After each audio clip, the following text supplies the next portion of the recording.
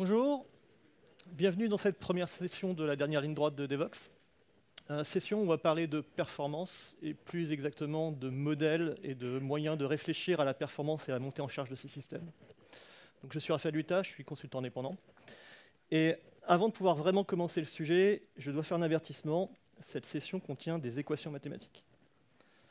Donc s'il y a des gens dans la salle qui ont été traumatisés dans leur jeunesse par la vue de x, y et de quelques lettres grecques, peut-être que ce n'est pas la bonne séance pour vous.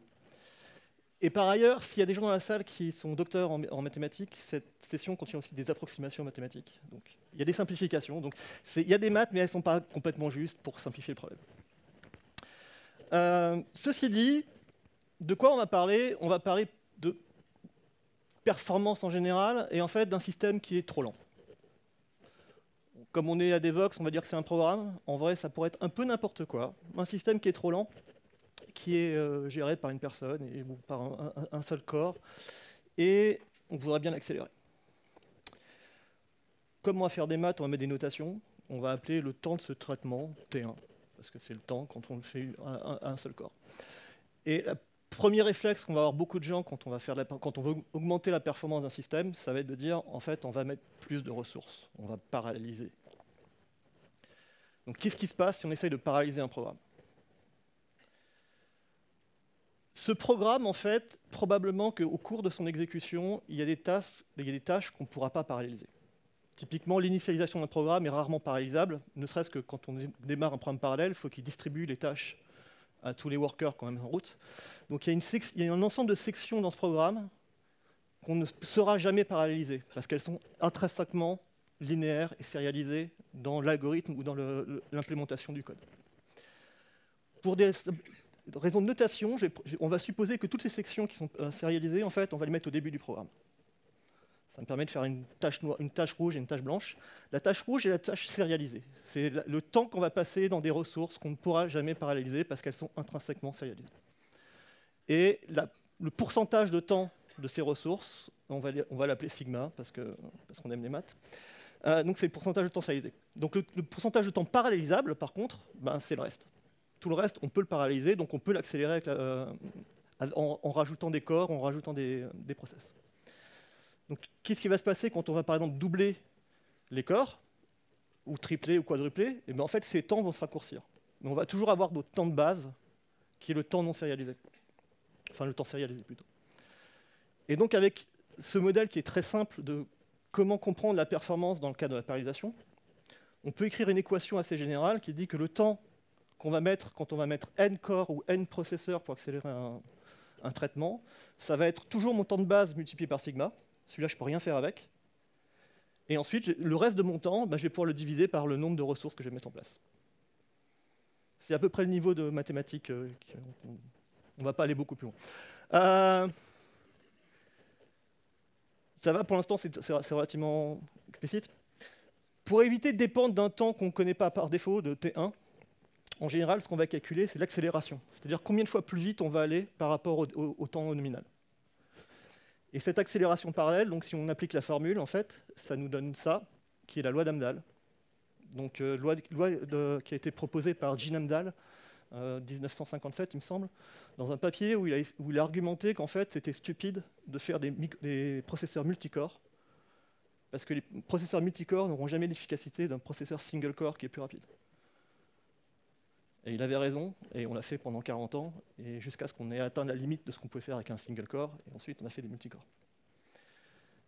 Le graphe à côté vous montre qu'est-ce qui se passe avec cette loi quand on varie un petit peu le sigma, et on voit que très très vite on a des rendements décroissants.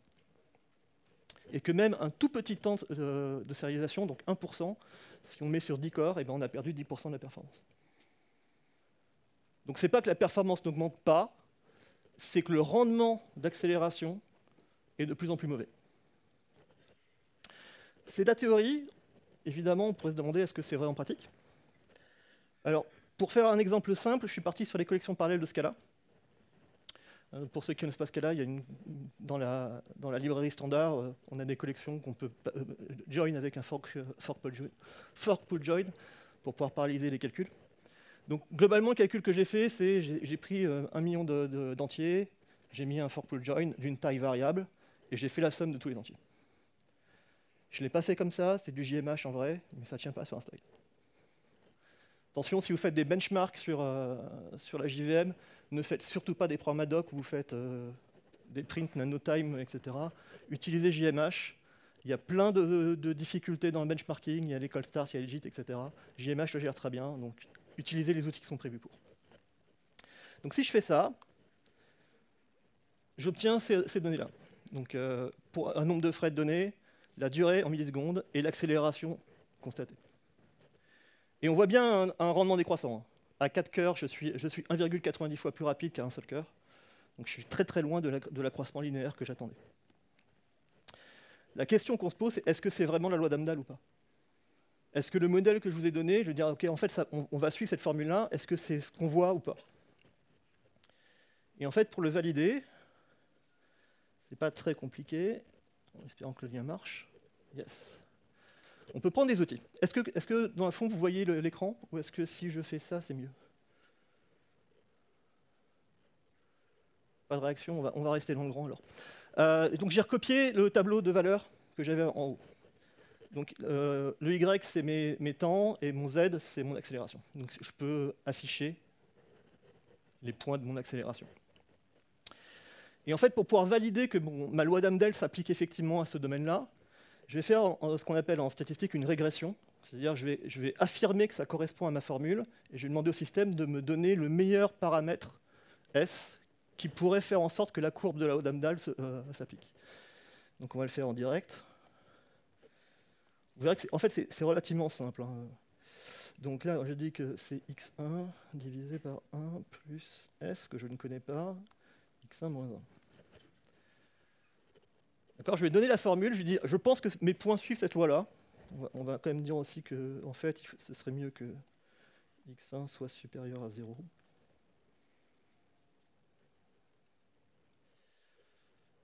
Je lui dis ma formule, je pense que mes points suivent cette loi-là, parce que je connais mon système, je sais que la loi d'Amdahl s'applique.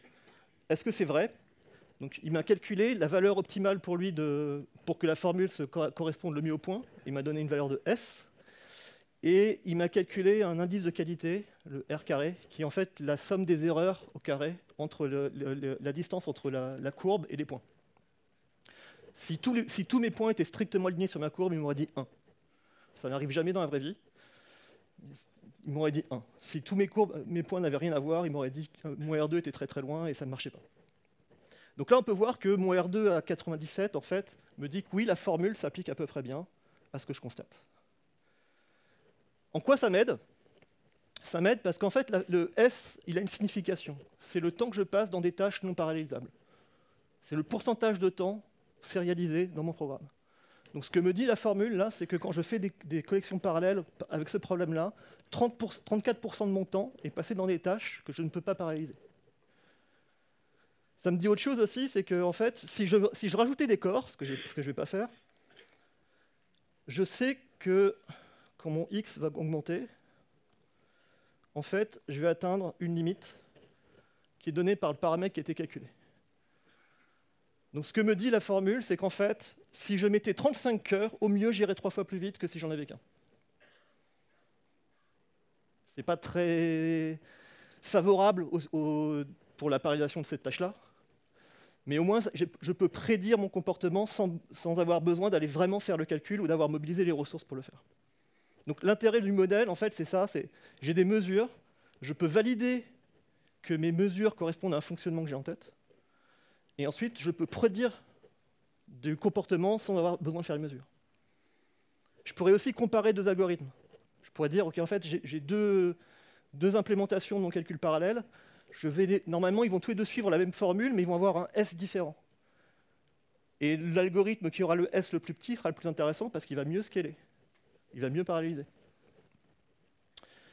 Voilà pourquoi on fait ces modèles et voilà pourquoi quand on essaye de faire l'estimation de charge, d'avoir une modélisation interne du système pour compléter les mesures qu'on va prendre.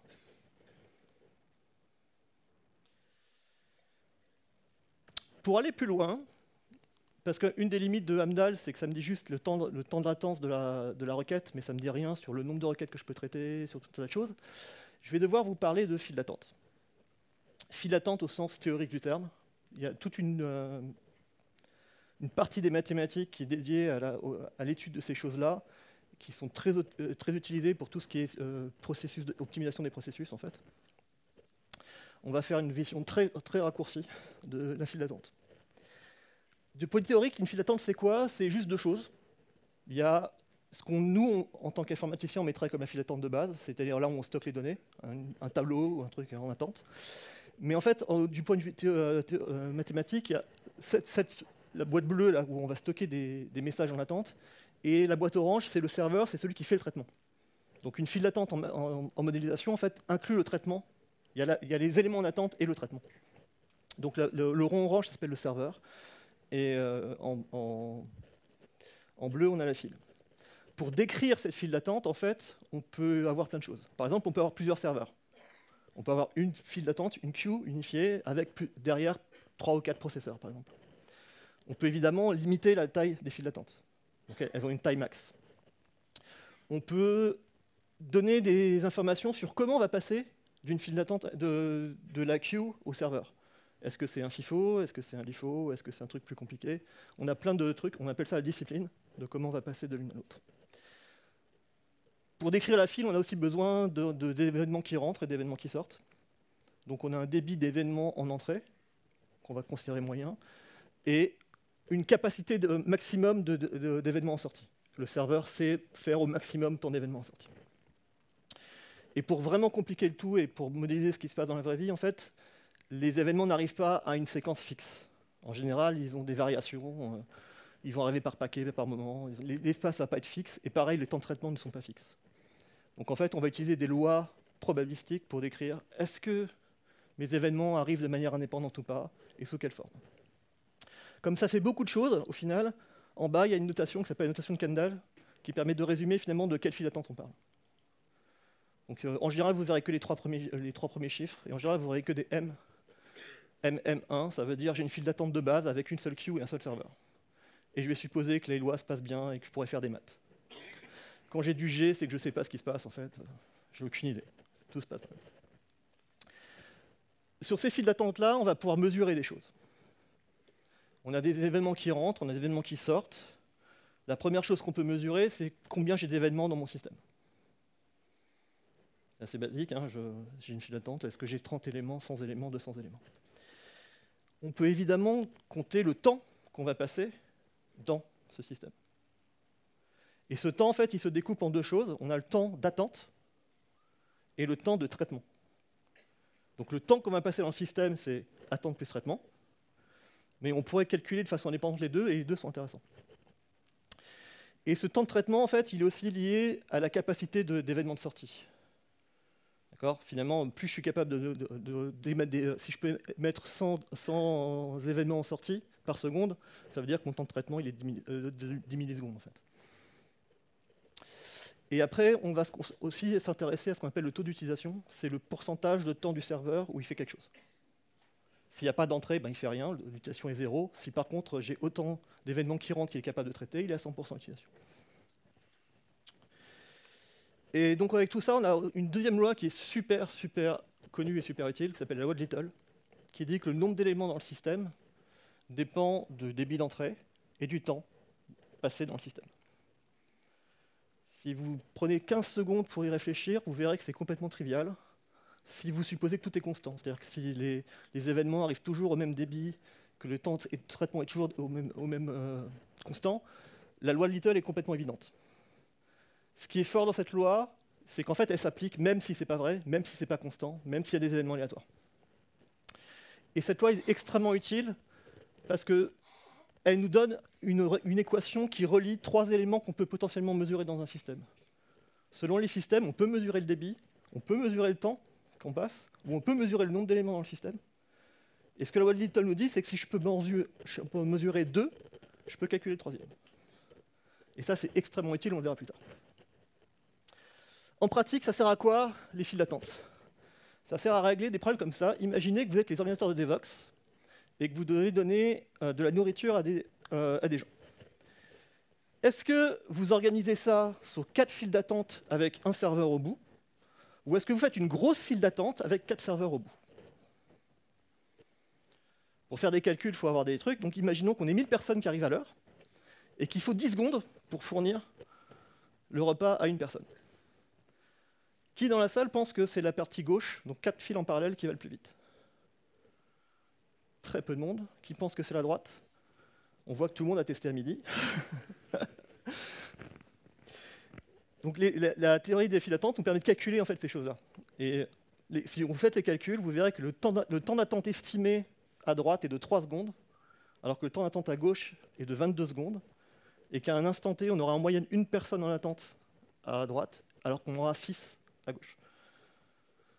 Donc ça a des vraies différences, les modèles de queuing. Je ne vous donnerai pas la formule, parce que pour le coup, celle-là, elle est vraiment compliquée. Donc si vous voulez la voir, il y a des références à la fin. Dans ce qui nous concerne, nous, on parle plutôt de modélisation de système informatique. Et l'exemple que je vais utiliser dans le reste de l'application, en grande partie, c'est un serveur web, une base de données, un microservice, on va dire, une API, ce que vous voulez. Les mesures que j'ai faites, c'est sur une API métier pour un constructeur automobile. Et ce qu'on peut faire, c'est utiliser la théorie des files d'attente pour estimer ce modèle en mode black box. Je ne sais pas comment il fonctionne, je ne sais pas comment il est codé, mais je peux dire, en fait, finalement, ce modèle, c'est une grosse file d'attente. J'ai des requêtes qui rentrent, il y a un truc qui se passe, et j'ai des réponses qui sortent. J'ai pas besoin de quoi que ce soit à l'intérieur, en fait. Peut-être que ce modèle est trop simpliste, mais en première approche, je peux déjà l'appliquer. Ça veut dire que je peux utiliser des résultats théoriques sur ce mode des files d'attente pour estimer mes systèmes. Qu'est-ce qu'on donc sait sur le comportement théorique d'une file d'attente? On a une relation linéaire entre le débit d'événements qui rentrent et l'utilisation. C'est assez logique, en fait. Quand on y réfléchit, plus on a d'événements qui rentrent, plus l'utilisation du processeur va arriver jusqu'à atteindre 1. Et quand on est à 1, on a saturé. Par contre, quand on trace par rapport à l'utilisation le temps d'attente n'est pas linéaire. Donc, le temps d'attente a fait le fameux hockey stick, qui fait qu'on a une dégradation très rapide et très brutale des temps d'attente quand on augmente l'utilisation. Et comme quand on augmente le débit, on augmente l'utilisation, au fur et à mesure que vous allez atteindre les limites de débit de votre système, vous allez avoir une dégradation très rapide de vos temps d'attente. Donc il y a une formule pour estimer ça. Elle est un petit peu complexe, alors on va la grapher, ce sera plus sympa. La formule elle ressemble à ça. Donc la courbe, pareil, je vais la mettre en plus gros. La courbe noire, c'est la courbe de la formule, et j'ai mis deux traits parallèles qui sont le violet en bas, c'est celui au bout duquel on a doublé le temps de réponse, et le rouge est celui au bout duquel on a multiplié par 10 le temps de réponse. Donc vous pouvez voir qu'avec le réglage là, à 90% d'utilisation, j'ai doublé mon temps de réponse. Et ici, à 98% d'utilisation, j'ai fait x10. D'accord ? Mais en fait, cette formule, elle a trois composants. Ce composant-là, c'est lié à l'utilisation. Donc celui-là, il est un peu fixe, on ne peut pas rien y faire. Le deuxième composant-là, c'est le temps de réponse nominal unitaire de votre système. Plus votre API est lente, plus ça va dégrader de façon significative. Là, j'ai mis un temps de réponse à 1 seconde. Si je joue sur le temps de réponse, on voit bien que c'est relativement proportionnel. En fait, on ne change pas les points d'utilisation, on va faire x10 ou x2, c'est juste que x10, 10 millisecondes, ça fait 100 millisecondes, alors que x10, 1 seconde, ça fait 10 secondes, et pour l'utilisateur, ça fait une grosse différence. Par contre, ce qui est très significatif, c'est les troisièmes termes, qui sont au carré, donc ils ont un poids énorme. Et ces troisièmes termes, c'est à quelle mesure le comportement en entrée ou en sortie des messages est stable. Donc est-ce qu'il est prévisible ou est-ce qu'il y a beaucoup de variance dans les comportements. La formule, en fait, utilise un coefficient de variabilité, qui est la variance divisée par la moyenne. Et ça a un impact assez significatif, parce que, par exemple, si vos temps de traitement sont très variables, ce qui se passe, c'est que vos latences explosent beaucoup plus vite à une beaucoup plus petite utilisation. Donc là, avant, j'étais à 98 avec un coefficient de 0,4. Si je passe à 1, à 94%, je suis à x10. Donc plus vous avez des comportements variables en entrée et en sortie, donc plus votre programme a des temps variables et plus en entrée vous avez des comportements variables, plus vous ne pouvez pas vous permettre de monter haut en utilisation, parce que sinon vous allez exploser vos temps de réponse. C'est pour ça qu'une des choses qu'on apprend à l'intérieur du queuing, c'est qu'il ne faut pas utiliser un système à 100% de ses ressources. Si vous utilisez à 100% des ressources, vous risquez d'aller exploser tous vos SLA parce que vos temps de réponse vont exploser. Et surtout, la moindre petite variation d'utilisation va avoir un effet dramatique sur la latence. Si vous passez de 95 à 98, vous n'allez pas faire plus 10% de la latence, vous allez faire x5 ou x6. Et ça va avoir quelque chose de catastrophique. J'ai mesuré, donc là j'ai mesuré avec un outil qui s'appelle WRK2 qui est en ligne de commande parce que j'avais une seule route. Si vous voulez faire ça avec un scénario plus compliqué, prenez Gatling. Quand on mesure un système comme ça en disant je vais injecter des requêtes et je vais mesurer des réponses, en fait ce qu'on injecte c'est un nombre de requêtes par seconde ou un nombre de users par seconde. Donc dans Gatling c'est constante user per sec dans votre simulation.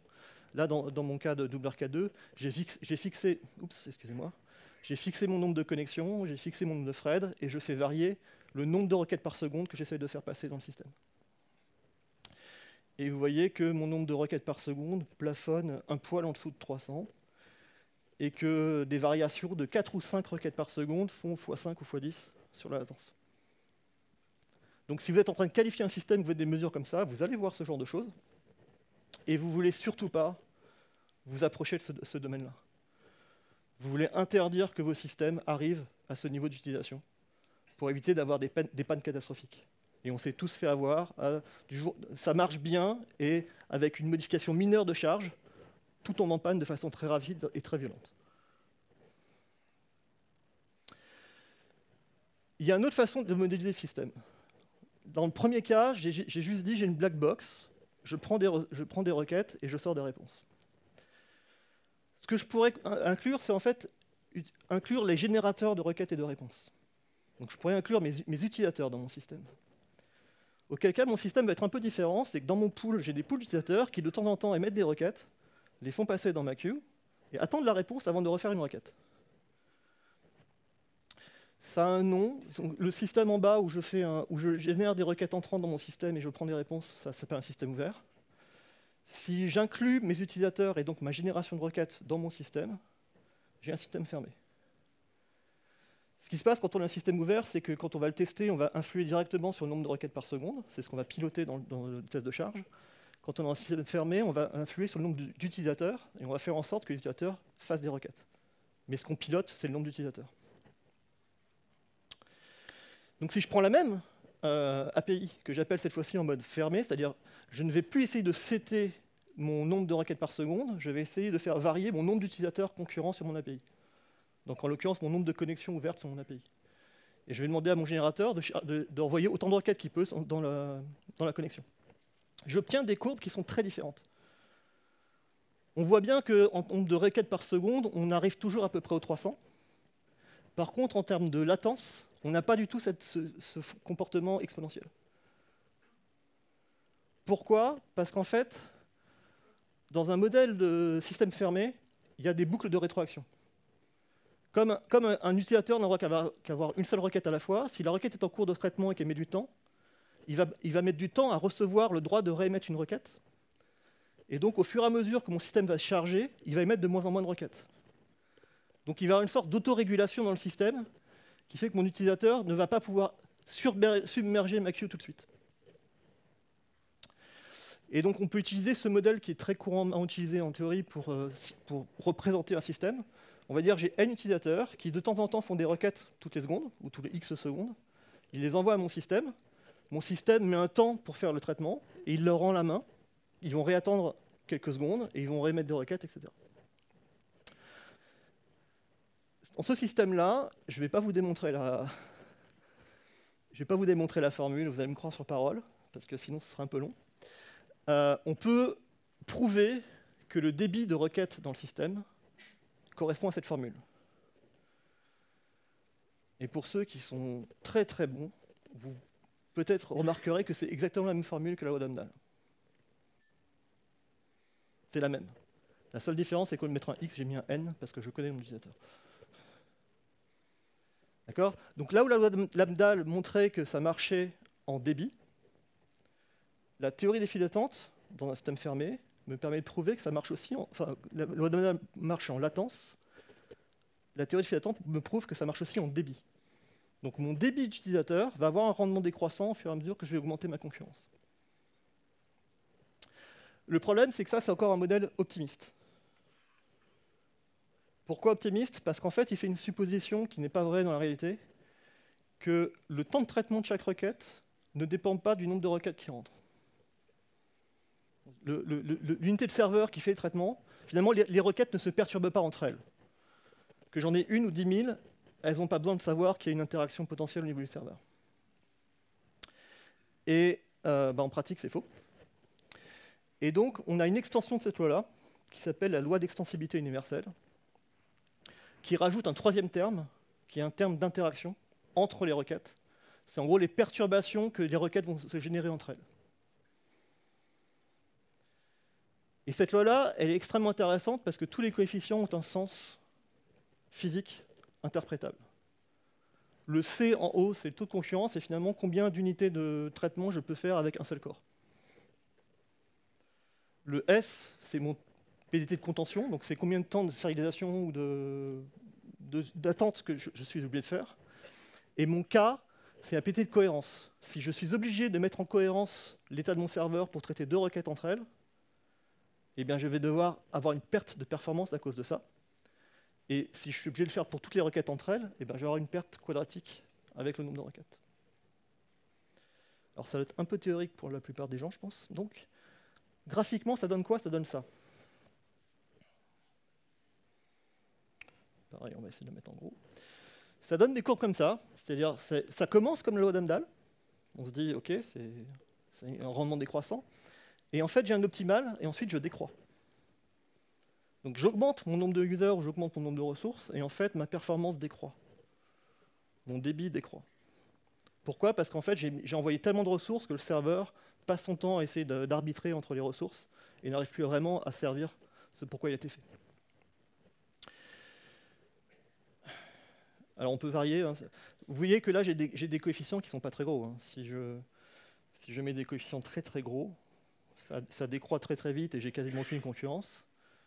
Si je mets 0, j'ai la loi d'Amdahl. Et la sérialisation va m'écraser un petit peu ça. En fait, on a l'impression que c'est la loi d'Amdahl, mais là, j'ai une fonction qui trace... donc là, ça, c'est l'accroissement linéaire.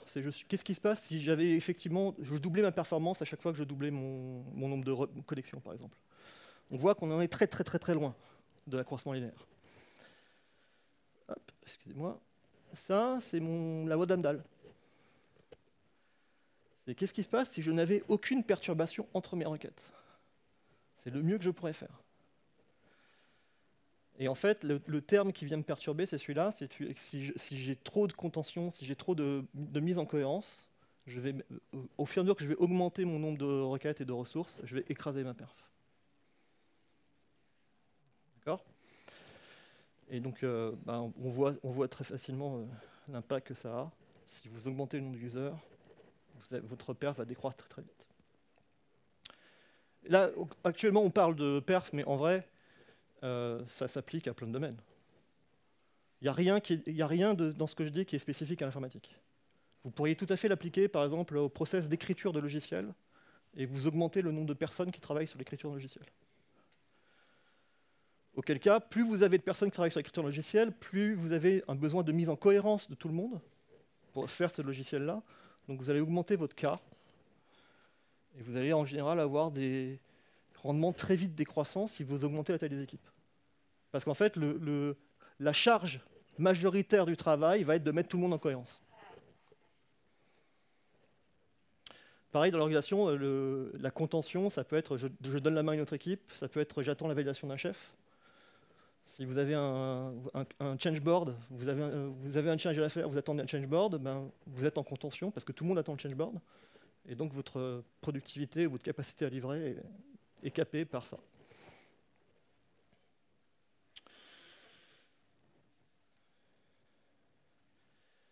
En pratique, ça donne quoi? Alors j'ai plein d'exemples potentiels. On va commencer par l'API. Donc c'est toujours la même API que je vous ai donnée tout à l'heure, hein, avec mes points. Donc encore une fois, j'ai juste recopié les valeurs. Alors les valeurs Z, c'est les valeurs de débit, donc le nombre de requêtes par seconde, et les valeurs Y que j'ai pas plotées mais que je peux, c'est les temps de réponse. Donc, comme pour Amdahl, ce que je peux faire, c'est demander au système de me calculer les paramètres. Si cette courbe-là s'appliquait et donc suivait la loi de Gunther, la loi universelle, je devrais pouvoir calculer les paramètres qui ont un sens. Et on voit qu'il me les a calculés avec un plutôt bon taux de corrélation. Et il me dit que donc, de façon nominale, C vaut 42, ça veut dire que sur une connexion HTTP de mon API, je peux passer 42 requêtes par seconde. C'est ce que me dit le C en fait. Il me dit que je peux passer 42 requêtes par seconde. Il me dit que je passe 2% en serialisation et 0,3% en mise en cohérence.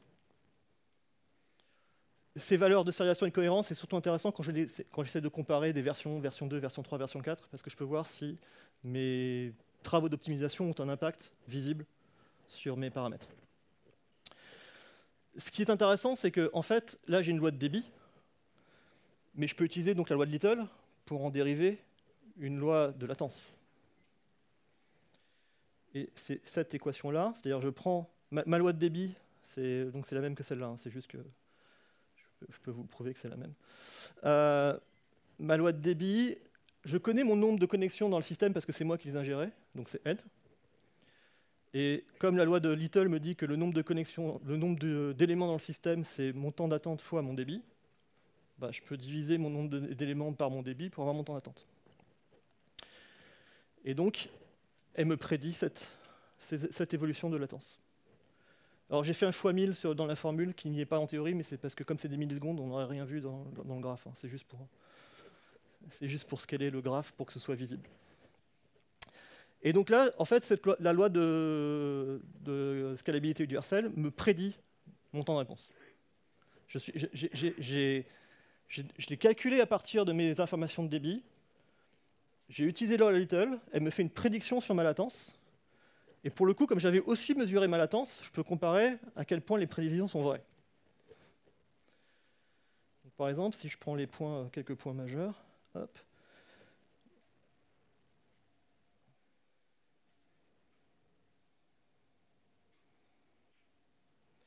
Donc, d'après mes calculs, à 20 connexions simultanées, je devrais être à 69 millisecondes de temps de réponse.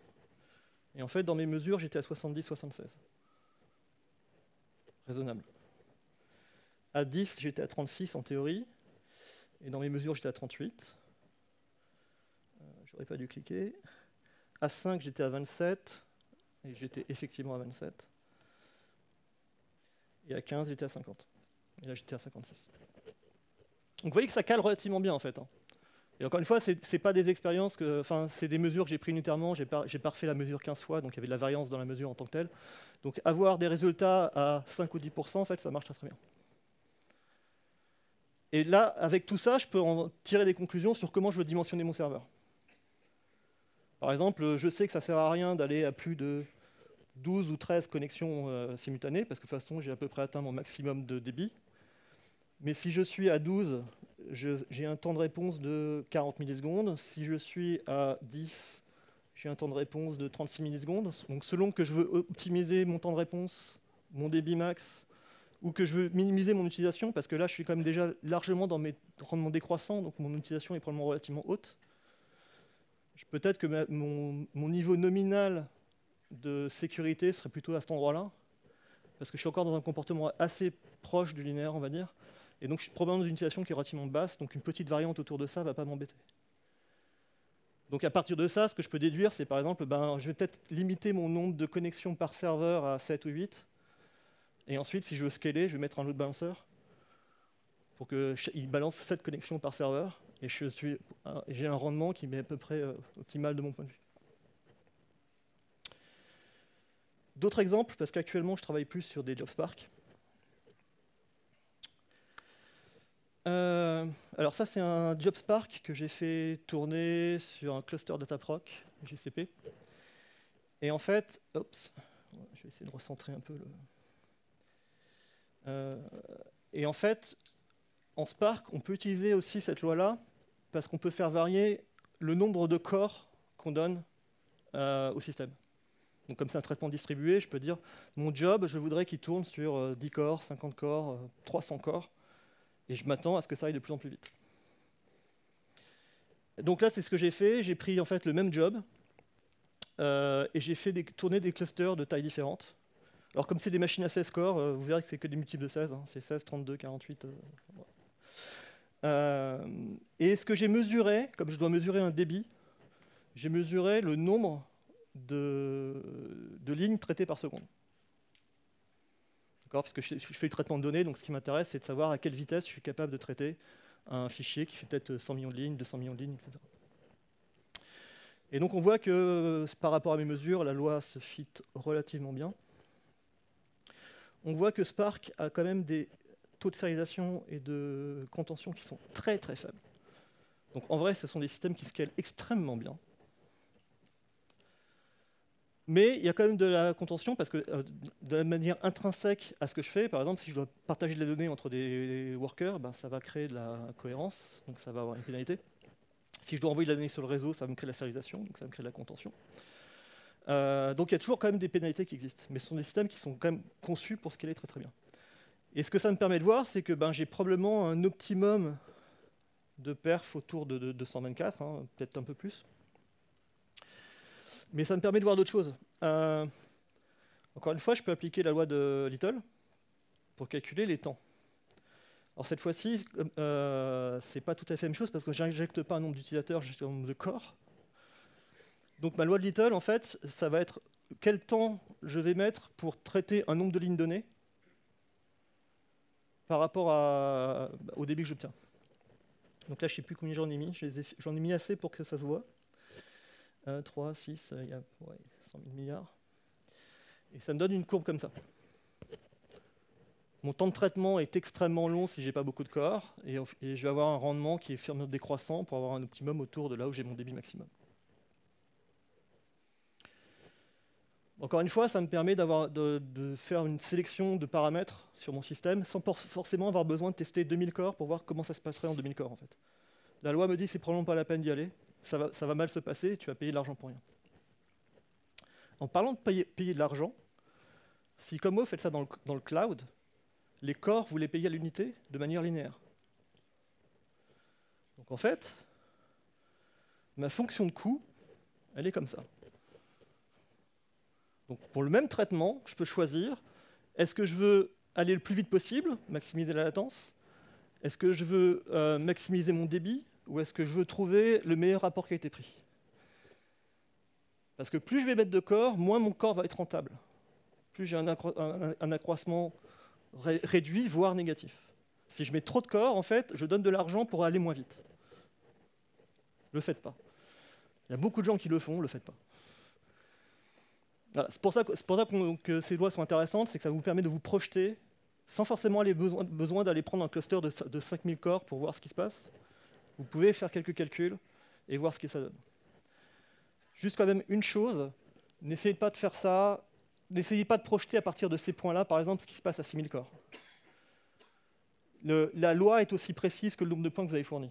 Si vous ne fournissez pas assez de points ou si vous n'allez pas assez loin dans vos tests, vous aurez une prédiction qui est une fiabilité incertaine. Globalement, une heuristique, c'est que vous pouvez à peu près prédire ce qui se passe jusqu'à deux fois votre point max, sauf si vous voyez tout de suite que vous avez atteint vos max, auquel cas, ce n'est pas la peine d'aller plus loin. Mais vous ne pourrez pas prédire en mesurant 15 corps ou 20 corps ce qui va se passer à 300 corps. Il vous faut suffisamment de points, de voir suffisamment le comportement de la courbe pour avoir une idée quand même de où on va.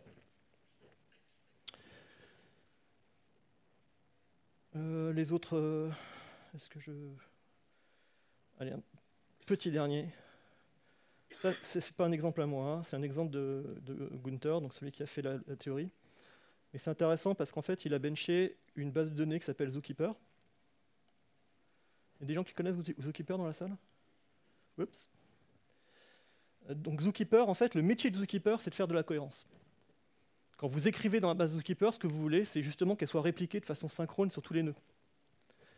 Et en fait, on le voit directement dans les valeurs, c'est que Zookeeper est probablement un des rares systèmes distribués où la scalabilité est strictement négative. Plus vous mettez de nœuds en écriture, moins vous allez vite.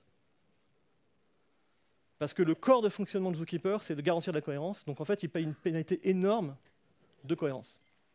Et donc sa scalabilité descend. Par contre, en lecture, ce n'est pas le cas. Et donc si vous allez en lecture, vous allez pouvoir bénéficier, encore une fois, des effets à beaucoup plus long terme de la loi de scalabilité.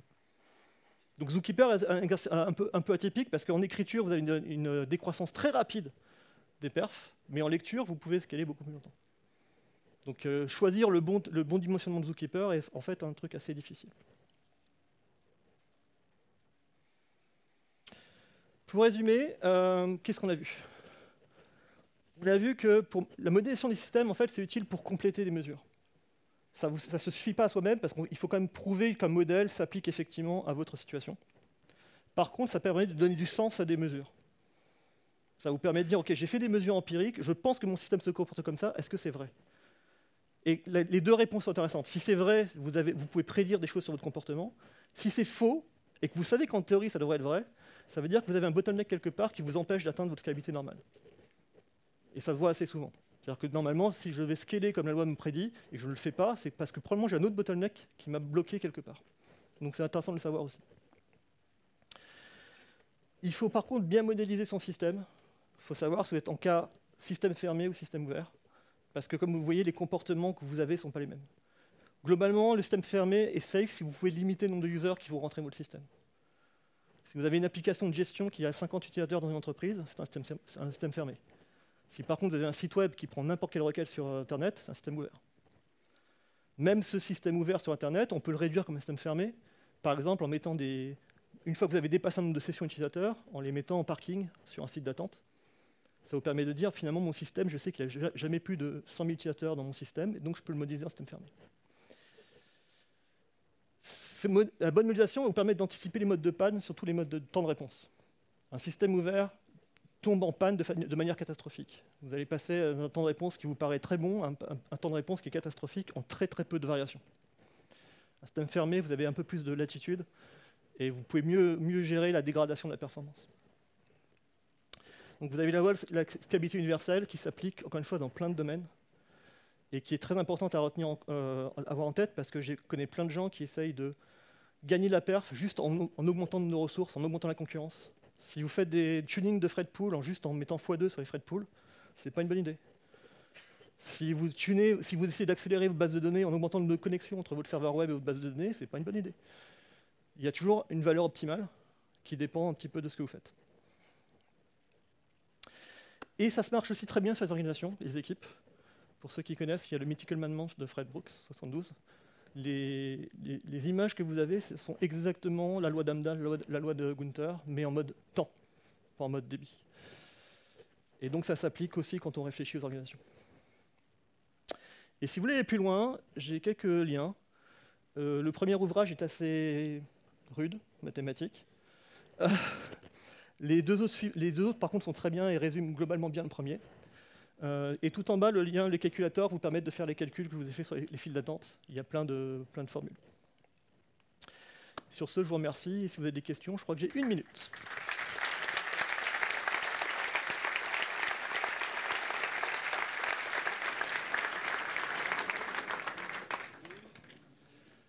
Est-ce qu'il y a des questions? Alors, avec la lumière, je ne vois pas grand-chose. Hein, donc,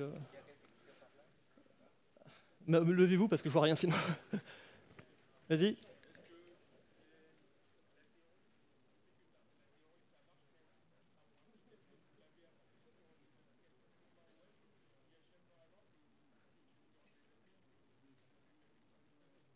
Donc la question, si j'ai bien compris, c'est est-ce que la théorie s'appliquerait aussi sur de la partie front, c'est ça?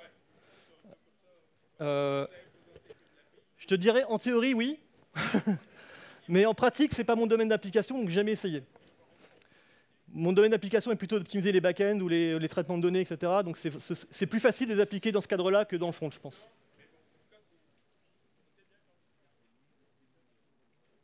Je vous remercie.